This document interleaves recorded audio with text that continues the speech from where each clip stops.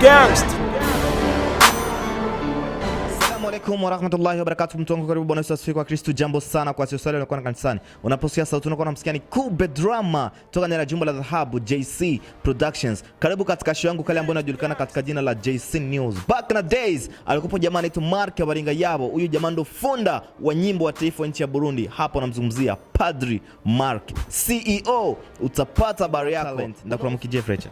Amahoro. Umezeneza? Ndashima. Frecha ambwira ibintu bitatu. Frecha ategerezwa gukora mu gatondo vyose. Okay, cyambere ni koga mu maso, ca kabiri nkibrosa, ca gatatu canja ku kazi kanje ka misi yose. Frecha asanzwe avuki ari mvukira he?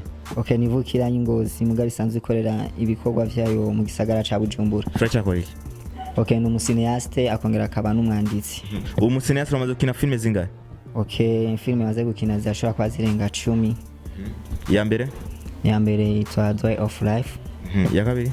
Ya gatatu ya kabiri yitwa The Power of Love. Niki gikorwa Frecha atokora ari muhira wenyene? Igikorwa nshaka gukora muhira ndije nyene. Shaje ibikorwa byose nakora ndije nyene. Yaba uri muhira ufisa akanya nihe filme y'abarundi kunda kuraba? Filme y'abarundi kunda kuraba, ndakunda filme ya Mugisha cyane. Kugira Frecha atangure gukina filme vyavuye kuki wavyumviriyemo gute?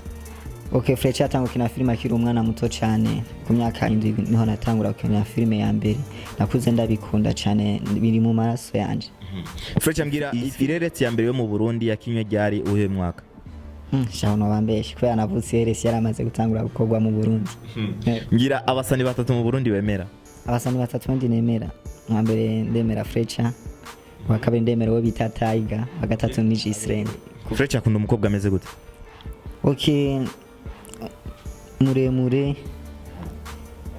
aho afise n'imyaka iri munsi yanje gatonya. Abakinyi bireretse bose bakunda abakobwa. Ico kino nico? Oya. Kubera? Sico kubera ni byantu biyumvira bivanye n'umwuga tuba turimo turakora, ariko siko biri. Niwe mugambi Frecha afise muri uyu mwaka wa 2019? Okay, umugambi ifise nuko izi mpera z'uno mwaka ngomba gukora filme zigera kuri 3. Yego. Hama umuntu ashaka filme zawe azikura hehe canke musanze mukorera he? Okay, aho dusanzwe dukorera aho bita kuri lycée municipale Gikungu, niho dusanzwe dukorera, dukeneye niho ushobora kudusanga. Kugira umuntu yinjire muri club ya Kebura Talent bisabiki? Okay, nta bintu byinshi bisaba kuba gusa ukunda cinematography ukazana impano yawe, nta kindi dusaba. Okay, twabonye filme yawe nshasha ikaba yitwa Gihemu. Nikiye kintu cyakwinjiyemo kugira wandike filme yitwa Gihemu? Ketujiste n'ubuzima naciyemwo numva no bwandikako. Yego. Ivyo amaze gukina byose n'ubuzima wagiye ucamo? Oya, Gihemu novuga ati ni true story ya vie yanje. Ariko izindi nkina ivyo dusanzwe tubamo mu buzima busanzwe bwa misi yose. Frecha mbwira abantu batatu utumara umunsi utaba telefone. Aho bita Kube Drama. Wa kabiri ni sheri wanje. Wa gatatu ni mama wanje. Okay, mbwira ijambo ubu Frecha akunda gukoresha kenshi. Nkunda gukoresha kenshi. Okay, mu kazi cyangwa mu buzima busanzwe. Aka jambo mi misika twaharaye kazayo. Sayo. Okay, Frecha mu gusezera mbwira umugambi mushasha ushobora gukora muri Kebura Talent cyangwa ikintu ushobora gusaba ico bagufasha muri Kebura Talent? Okay, muri Kebura Talent cyambere no saba nkuko mwavyumvise nitwe turabanditsi tukongera tukaba n'abakinyi, ariko ibyo byose tubikora ku giti cacu, nta management nimwe dufise, nta manager dufise. Urumva cyambere twosaba ababijejwe canke abakunda filme ndundi bose bashobora kugikorerako, tukanka aba manager kwera filme itwara uburyo bwinshi, mu gihe udafise umu manager ku buryo bw'umuntu wenyene biba bigoye. Filme mbere gutwaye uburyo yatoye amahera ngahe kuri Frecha? Okay, ntabwo ari banga, navuga ati byose dushizemo uburyo ashoboye gutwara ashoboye gushika mu 600 n'amajana 3. Okay, Frecha usanzwe ukorera mu gihugu kibanyi cya Kongo, nta cyiyumviro ufise cyo gukorana n'abakongomani film?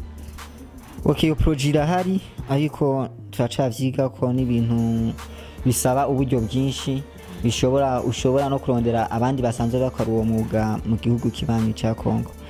Gusa iyo project irahari vuba birashoboka. Okay, nkuko musanzwe mumenyeye kuri JC Production channel yanje ikaba yitwa JC News. My name Kube Drama. Uno musuguma dutishe muka kaboro gashasha twazanye muri JC News. Frecha, arakabazo ngumanda kubaza sivyo? nta kibazo. Urazi Kirundi neza? Ndagerageza. Okay, salon ni mu Cyongereza. Mu Kirundi bakivuga gute? Salon. Aya nabambeje. Fresh akajambo kanyuma mu bafanze bariko baragukurikirana. Okay, nuko twababwiye ko ibikorwa dufise ari byinshi cyane, ntabwo tuma dukora tuyikora dukora ku bwanyu, ariko twari dukeneranye n'intereranyo zanyu, turabakunda cyane. Okay, asante na shukrani kwa msha subscribe kwa YouTube channel yetu. Uno munsi umutumiri wacu akaba yitwa Frecha, akaba ava mu group cyangwa muri club yitwa Kebra Talent. Behind the camera Charlie Kisu Bro.